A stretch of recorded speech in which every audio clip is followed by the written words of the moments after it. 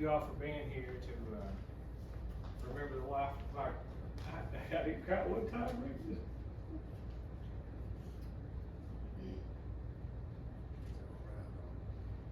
Geraldine Hune Bowman, 83 of Summer Shade, Kentucky, passed away Thursday, June 1st at Signature Healthcare, Monroe County. Geraldine was born in Metcalfe County, Kentucky on March 23rd, 1940, daughter of the late Effie Dewberry Humes and Clayton Humes. She married Willie Bowman January 25th, 1958, and Willie preceded her in death January 25th, 2021 on their 63rd wedding anniversary. Geraldine was known as, I'm so sorry, guys. Geraldine was known as Nanny Bowman to the ones that loved her the most. Nanny Bowman had a large part of raising her grandchildren and great-grandchildren. She would climb apple trees, take them fishing, scratch their backs, shoot birds, bake cakes, fix biscuits and gravy for breakfast. Nanny was a loving and nurturing caretaker and a best friend. Geraldine is lovingly survived by two children, daughter Teresa Carter and husband Dr. Tony Carter, and Bill Bowman of Tompkinsville. 5 grandchildren, Nicholas Carter and wife Lauren, Dr. Amy Geralds and husband Justin, Dr. Laura and Abnett and husband Sean, Brock Bowman and fiance Megan Sparks, and Ben Carter and wife Christy. She had 5 great-grandchildren, Briar, Harper, Ben, Clayton, and Royce. Geraldine is also survived by 2 sisters, Helen Bowman and Joyce Carter.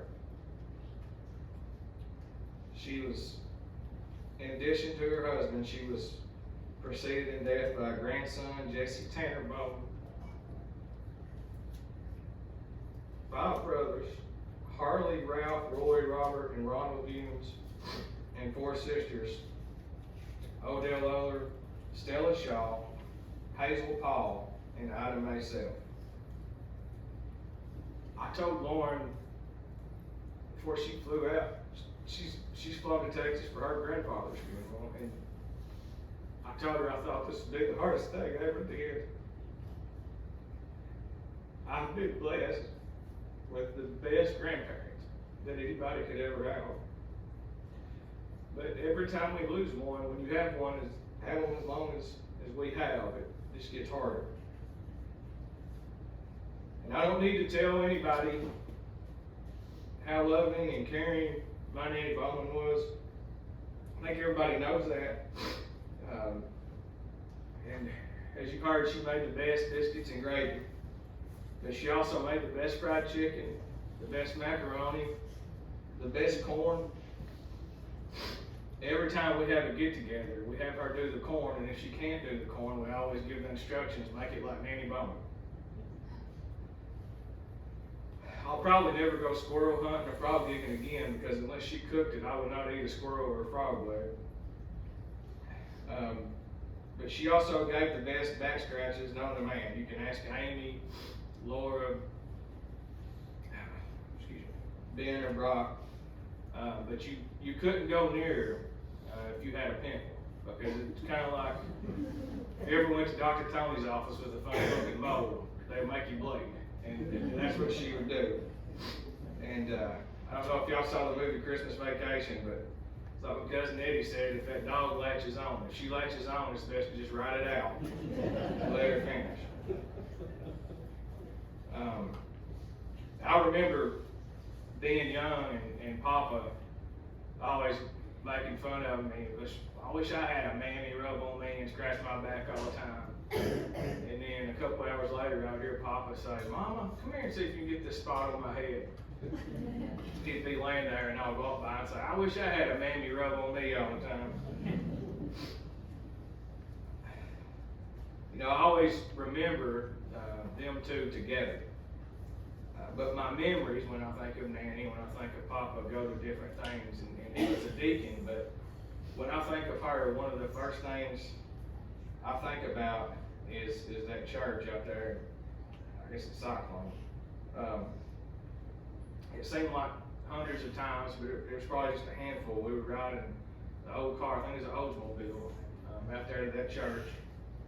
And they would preach so long out there. I would think it was never going to end. And I remember I was probably Clayton's age or a little older. I would always say I had to pee and go out. They had an outhouse. They didn't have a bathroom. And I'd go out there and I would play in the creek and skip rocks and catch minnows and crawdads and get real dirty and muddy. And I would think they had to be about done. And I would go back in and that Brother Summers would just keep on preaching. And but there's nothing I wouldn't give for one more trip out there with them.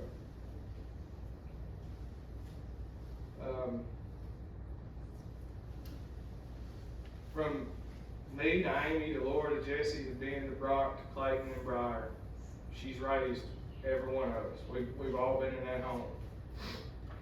And she did it kind of like a modern day nanny, except she wasn't hired. When we were kids and then we had kids, there was no discussion about it. That's where you went when your parents couldn't keep you, was out to Nanny Bones. And, I remember when Clayton was probably getting close to 2, Lauren wanted to go back to work and she was worried about getting a babysitter. And I was like, well, we don't need a babysitter, we go to Nanny's. And she was worried Nanny wouldn't be able to do it. I said, just call her, tell her you're going back to work. And she did. And I remember Nanny said, you know, what's took y'all so long? He needs to get out here and learn a few things while he can. And I remember, you know, when Clayton was born, he spent a couple weeks in the NICU, nothing serious, but in the hospital a little longer than most babies.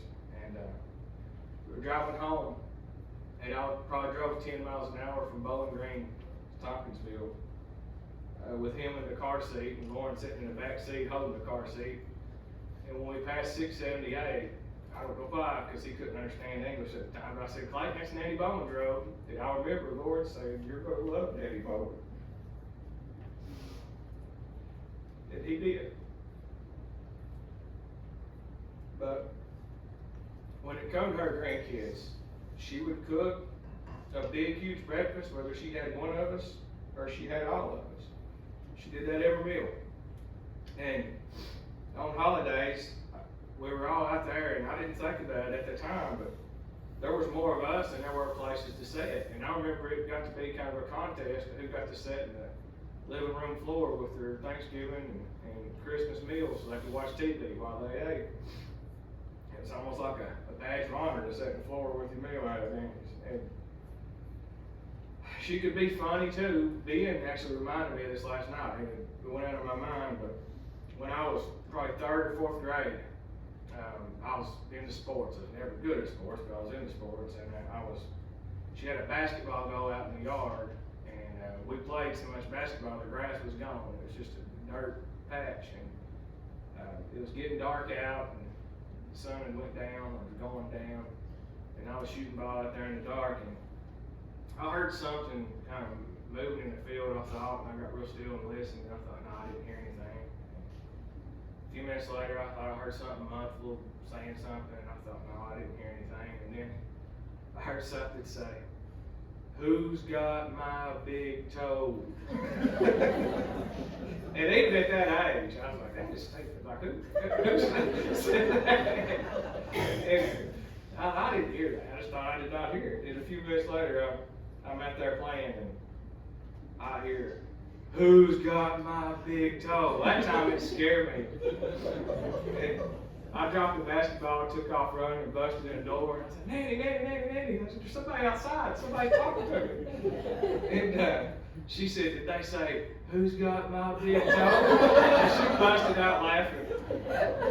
Usually she didn't scare me, but she got me that night. She went through a lot in her life. I know, you know, everybody does, but she did. She lost when she was at a very young age, she lost a brother in a tractor accident, and Helen and Joyce was telling me last night that was one of the hardest times they remember of their lives. She was married to Papa, so I think it's enough said about that. In 2013, we lost Jessie, and she loved all of us the same, but I know her and Papa are never the same after that. And but she went on and took care of the rest of us. And she handled everything with as much grace as she could. Now, Friday night, Clayton was kind of having a breakdown over everything, and I could not find an answer, and I still can't explain it. But I got to thinking about how I think, was you born in 58? 1958 until 2023, she's had children in that house. She had Mom and Bill. About the time Bill was grown and moving out, I was dumped out there, and then Amy and Laura and Jesse and Ben and Brock and Clayton and Briar. It's not stopped. And she's had children out there since the 50s. And so this truly is the end of an era. And one other story, I don't mean to leave people out of stories, but it's too funny not to share. When this dementia hit, I never saw it affect anybody that way, but she would have good days and bad days. She was adamant that I bring Clayton, and getting angry I wouldn't bring Clayton in there. So one day I said, okay, as long as y'all bring him, and Lauren pick him up at 2. And so I took him, and I called Lauren about 2:30 and said, well, did you go get Clayton? She said, yeah. I said, well, how's Nanny? She said, well, she's come home with us. I said, okay. She said, I got there, and she was all dressed up, ready to go.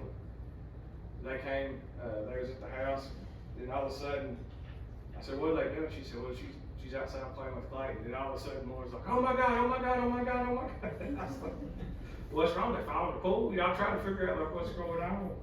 She said, Nanny's climbed up the tree house.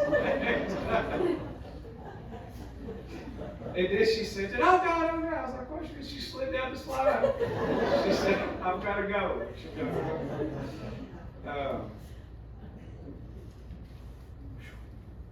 But I think her life speaks for itself. I think it says a lot about her. The last week, Bill and Mom never would leave her side. And she loves her kids, her grandkids. She loves her great grandkids. And Sean and Christy and Justin. I know Rory's not here and Lauren's not here, but she loves y'all too. And I say she loves you because I know that she's up there right now, and she's with Papa, and she's with Jesse, and she's with Jesus, and she loves us, and she's with a lot of people that she had to see leave this world. And that gives me some peace.